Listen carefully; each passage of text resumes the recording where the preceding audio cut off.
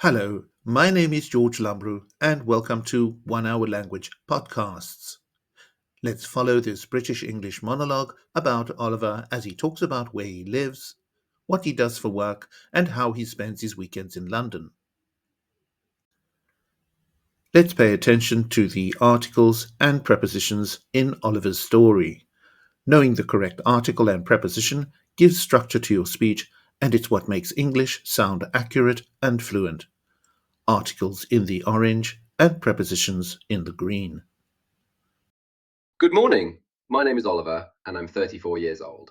I live in London where I work as a graphic designer for a small creative company near the city centre.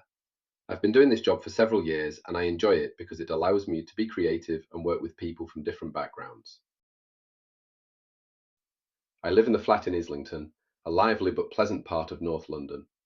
My flat isn't very big, but it's bright and comfortable. It has one bedroom, a small living room, a kitchen and a bathroom. From my balcony, I can see the street below and the park across the road. It's nice to have some green space nearby.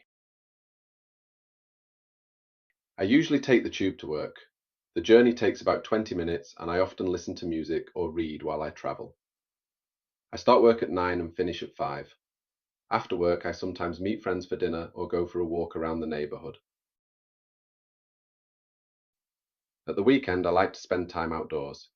I often walk along the Thames or visit one of London's museums or galleries. The Tate Modern is my favourite.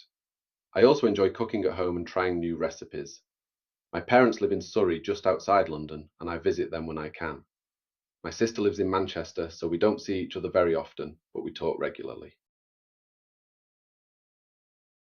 London can be busy and sometimes tiring, but I love its energy and diversity.